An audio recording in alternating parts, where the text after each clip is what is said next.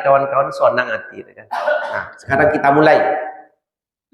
Bapak Ibu sekalian, topik kita ini supaya tidak membingungkan, kita buat judulnya adalah sebab berpindahnya harta dari orang tua kepada anak. Jadi judulnya sebab berpindahnya harta dari orang tua kepada anak. Kenapa topik ini kita angkat? Ini berdasarkan problematika dalam rumah tangga muslim yang selalu kami hadapi. Banyak yang konsultasi, ternyata harta dalam rumah tangga itu kalau tidak dikelola dengan baik, seringkali menimbulkan konflik di internal anak-anak. Jadi antara saudara kandung dengan saudara kandung tidak saling jenguk-menjenguk, tidak saling tegur sapa, hanya gara-gara yang satu merasa dapat harta dari ayahnya, yang satu merasa tidak dapat. Yang satu merasa itu milik dia, yang satu merasa tidak adil. Ini mengakibatkan saudara kandung itu berpecah konflik. Banyak enggak dalam rumah tangga muslim seperti ini? Banyak sekali. Banyak. Dan kalau keluarga ini sudah soal harta, Pak, itu payah menyelesaikannya. Payah. Nah, sekarang kita mulai. Kadang-kadang begini yang sering kami alami ya. Karena saya sekaligus sebagai sekretaris di Majelis Ulama Indonesia Kota Pekanbaru yang di Masjid Ar-Rahman, itu flyover, itu sering datang. Contohnya begini, ada 4 orang adik-beradik kandung. Yang paling besar ini laki-laki, perempuan. Kemudian di bawahnya laki-laki dan perempuan. Jadi 2 laki-laki, 2 perempuan. Kakak yang paling besar, yang tua, hidup bersama ibunya. Karena kebetulan ekonominya tidak beruntung. Hidup bersama ibunya. Dialah yang merawat ibu. Yang 3 ini mana Ustadz? Yang 3 ini karena ekonominya kuat, sudah buat rumah masing. Saya menengok anak kandung memang macam itu. Kalau punya piti, cenderung nyobik rumah suami. Kalau ndak bapiti, baru tinggal sama orang tua. Betul apa enggak? Itu memang agak payah menyebutnya sebenarnya. Tapi cenderungnya memang seperti itu. Asal nyoba duit, maksud kita kalau berduit anak lu tinggallah dulu sama orang tua. Ternyata enggak. Betul tuh Pak. Memang macam itu ya. Kalau banyak piti anaknya bisa nyobik rumah suam, walaupun rumah ayahnya ini besar, pindah. Tapi kalau masih susah hidupnya, kalau begitu Pak, ini kesimpulan saya ya, anak itu bukan teman sejati. Salah tuh. Memang sayang ya. Siapa nanti akan kita buat judul teman sejati kita itu adalah amal ibadah. Infak kita, zakat kita, sedekah kita, sholat kita, baca Quran kita, ikut korban, itulah nanti teman sejati yang sampai menemankan kita ke alam kubur. Anak tuh enggak teman sejati Pak. Apa contoh? Bapiti aja seketek lah berpisah dari amaknya di rumah sulangnya. Terasa apa tidak? Tapi sampai di rumah jangan marah-marah sama anak ya. Ang enggak teman sejati ya, itu pula nanti lari pula anak. Karena kita pun juga macam tuh, bapak kan macam tuh juga, ibu kan macam tuh juga. Ibu dulu kalau berduit buat rumah sendiri, kini rasakan anak macam tuh pula. Nah, lanjut cerita ini. Nah, ternyata yang di bertiga ini udah punya rumah, ada pegawai bank, ada kerja perusahaan semacam lah. Nah, ketika meninggal ketika orang tuanya meninggal dunia, setahun kemudian, kakak yang paling besar ini direhabnya rumah ibu tadi. Rumah tua tuh direhabnya.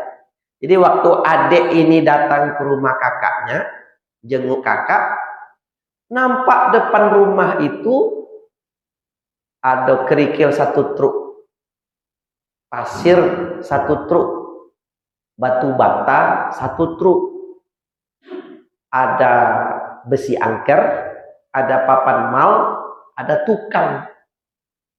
Ditanya oleh adik, "Kak, buat apa kakak di rumah ibu nih?" "Kakak mau merehab dapur." "Kakak kok tak cerita dengan kami merehab rumah ibu?" Jawab kakaknya ini, "Nggak tahu ya kalian, apa tuh Kak?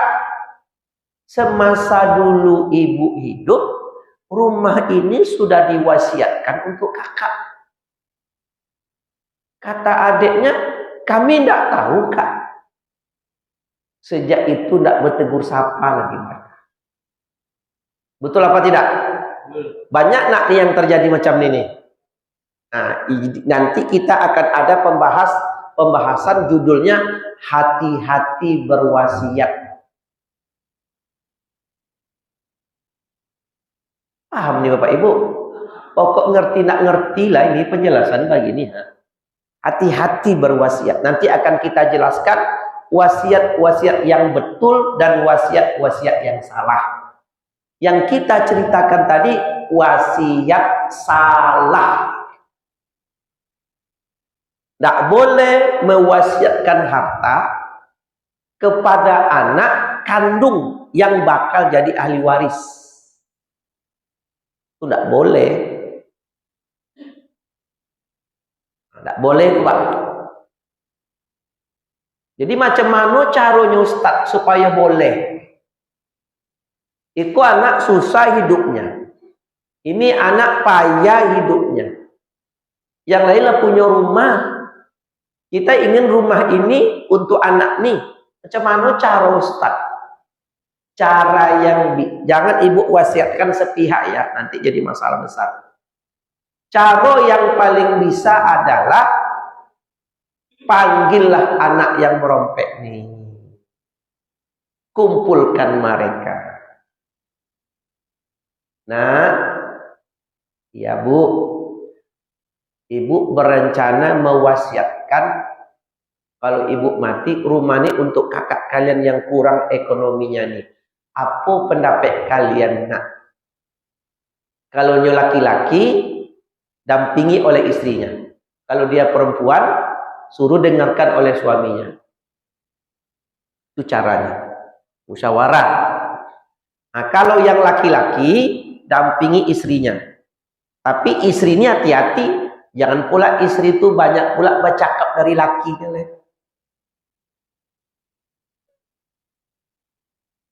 Banyak nak yang macam tuh. Banyak ada loh di Siti Maryam nih. Suaminya nak pandai bercakap Pak. Bini pula yang hebat yang menyampaikan. Diam. Ini bukan porsi istri, ini porsi suami. Karena harta bagian suami. Bu, ngerti Bu? Besok kalau ibu diajak oleh suami menceritakan bagian harta untuk suami, diam. Jangan ibu pula yang parah lagi. Ya gini sebenarnya nih Ustaz, begini, tidak boleh. Saya sering dimintai oleh keluarga menyelesaikan. Istri ini pula yang parah daripada suami lagi. Di kode-kodenya suami itu, "Bang, bercakaplah Bang, bercakaplah. Bercakaplah Bang," di kode-kodenya suaminya. Itu banyak tuh. Nah, minta musyawarah. Nah, apa pendapat kalian? Ternyata yang dikode-kode oleh istrinya tadi suami itu untuk menyampaikan. Apa yang disampaikan? Bu, soal rumah ini. Soal rumah ini. Setahu kami, kata yang laki-laki, waktu kami kecil-kecil, Bu, kakak inilah yang merawat kami. Karena jaraknya jauh. Kalau ibu pergi dengan ayahnya, ayahnya sudah meninggal, kamilah, kakak inilah yang mengurus kami. Memberikan kami makan, memandikan kami, pakai baju sekolah kalau kami sekolah. Kalau kami ngompol di tempat tidur, nah kakak inilah yang bereskan. Nah pun ibu menyampaikan rumah ini untuk kakak, kami sudah setuju. Kami sudah setuju kalau rumah ini memang untuk kakak. Rupanya istri tadi Pak, itu tujuan rupanya mantap bini itu rupanya. Lihat istri macam tuh Bu.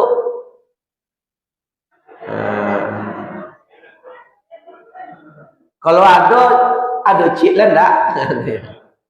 Itu baru mantap. Rupanya luar biasa keluarga. Nah, kalau setuju buat surat pernyataan tertulis. Kan selesai perkara. Tapi jangan main sendiri-sendiri sembunyi-sembunyi, masalah nanti. Nah, rupanya istrinya nih waktu pulang ke rumah dalam mobil bercakap, Bang, alhamdulillah ya Bang, selesai runding rumah ibu tadi. Iyalah Dek, alhamdulillah lah. Jadi sepakat kita rumah tuh nanti untuk kakak yang paling besar. Bang, apa? Bang, ya apa?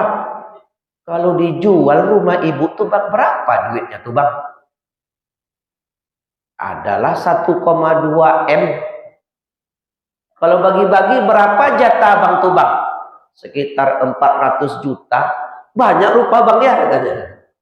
Jangan berubah pula pikiran lagi setelah itu. Buat surat pernyataan. Oke. Bapak Ibu, yang macam ini sering kami hadapi. Soal ayah kandung, ibu kandung berwasiat tapi wasiatnya salah. Nah, oleh karena itu, apa yang mengakibatkan harta itu bisa berpindah ke anak? Dengan wasiat bisa tapi dimusyawarahkan. Yang kedua, dengan sebab kematian. Wafat. Jadi, syarat berpindahnya harta orang tua kepada anak diantaranya karena sebab wafatnya orang tua. Jadi kalau orang tuanya masih di rumah sakit, masih di ICU, tidak boleh terjadi waris. Jadi wafat dulu ayah, baru anak jadi ahli waris. Kalau ayahnya masih hidup, tidak boleh. Maka tidak dibenarkan seorang anak kandung datang ke ayahnya mengatakan, ya boleh tak warisan untuk saya didahulukan. Itu tidak bisa. Karena syaratnya wafat dulu ayahnya. Atau ketika kita makan di rumah, sedang makan, ada anak yang bercerita, ya kapan kami dapat waris nih ya? Ini anak-anak benar nih. Itu sama saja menyuruh kapan ayah. Itu rupanya nggak bisa. Syaratnya mesti wafat dulu. Ada pula anak yang tidak sabar menunggu ayahnya wafat.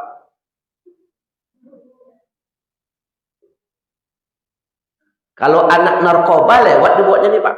Coba searching di Google sebab-sebab anak kandung membunuh orang tua kandung. Ada apa tidak? Itu sebabnya karena waris. Hati-hati kita dengan harta nih. Jadi boleh jadi ada orang tua punya harta yang banyak, tapi di tingkat anak tidak pula anak yang soleh. Ini Makanya harta itu bisa membuat prahara dalam rumah tangga. Dia ada orang asik-asik cari duit, tinggalkan aset, lupa anak kandung, Al-Qur'annya, agamanya, akhlaknya, pendidikannya. Yang penting harta. Anak disubsidi dengan duit. Akhlak no, agama no, Al-Qur'an no. Ternyata di kemudian hari, harta itu rupanya racun dalam rumah tangga yang membuat prahara. Ya, makanya harta ini kadang-kadang kalau kita masih hidup belum jadi masalah, ketika kita sudah wafat kadang-kadang jadi masalah. Coba kita tengok kawan-kawan kita yang sudah wafat. Anak-anaknya konflik waris apa tidak? Konflik, Pak. Nah, jadi sebab berpindah harta itu karena faktor waris. Jadi kalau kita sudah mati, waris namanya. Ustadz, boleh tidak ketika saya hidup ini, saya bagikan harta ke anak-anak? Jawabannya, boleh. Tapi hibah namanya. Jadi kalau kita masih hidup, bolehlah kita menghibahkan harta ke anak? Jawabannya boleh. Karena kita masih hidup. Nah, karena kita masih hidup. Nah, boleh tidak anak kita bertiga orang, kita kasih tanah kapling. Boleh atau tidak? Boleh. Dengan syarat jumlah besarannya mesti adil. Apa maksud adil itu, Ustadz? Begini. Ada anak sudah beristri. Sudah punya menantu kita. Ada anak yang masih SD. Meskipun yang satu sudah punya istri, yang satu punya masih SD, kalau ibu menghibahkan tanah 30 kali 30, maka yang sudah beristri dengan yang SD mesti sama besarnya. Jangan ibu yang besar kita kasih, yang kecil tidak, itu zalim. Tidak adil namanya. Kenapa tidak adil? Nanti begitu yang kecil ini sudah besar, dia tanya, mana jatah saya, abang kok dapat? Meskipun belum kita serahkan tanah 30 kali 30 itu sekarang karena dia masih kecil, tapi kuota untuk dia sudah kita stokkan. Sudah kita sisihkan, Pak. Paham kira-kira, Bu? Tidak paham nih, mungkin nih. Paham, alhamdulillah lah gitu. Karena banyak orang tua, karena anaknya lah punya bini, lah punya anak, babailah tanah untuk buat rumah. Betul apa enggak? Tapi ingat enggak, dua anak di bawahnya dikasih apa tidak? Enggak kan? Itu enggak boleh.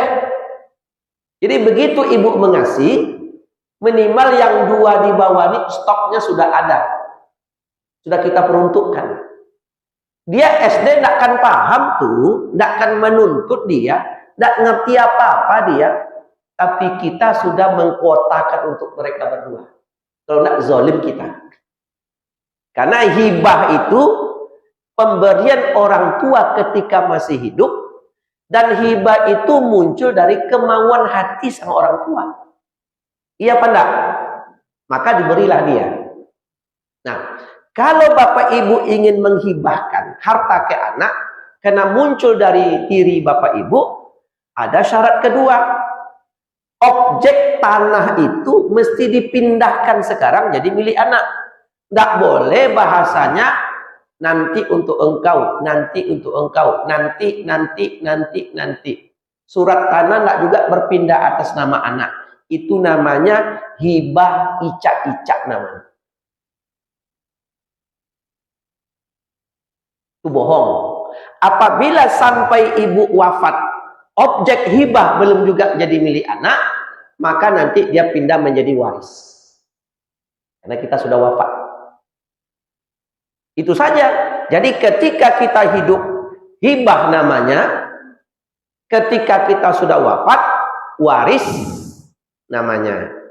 Wasiat tidak boleh dilakukan untuk anak kandung yang begitu kita wafat dia akan jadi ahli waris.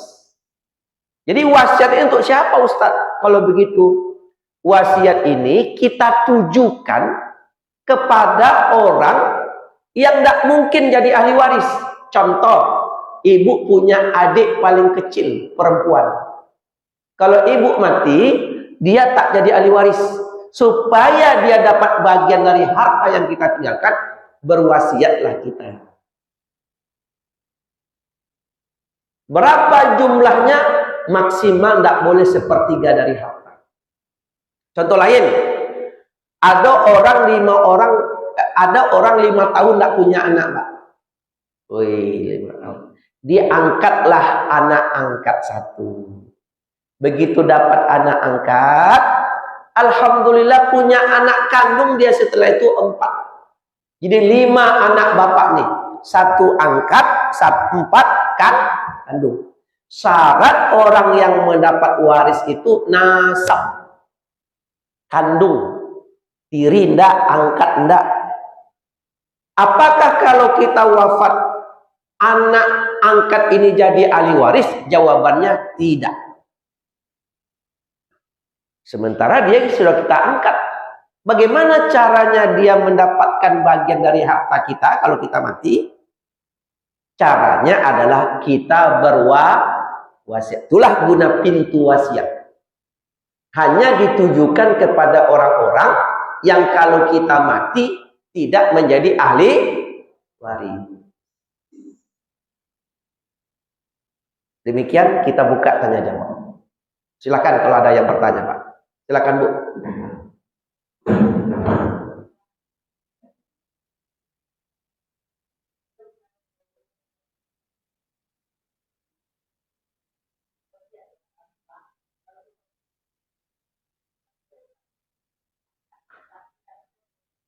Ya.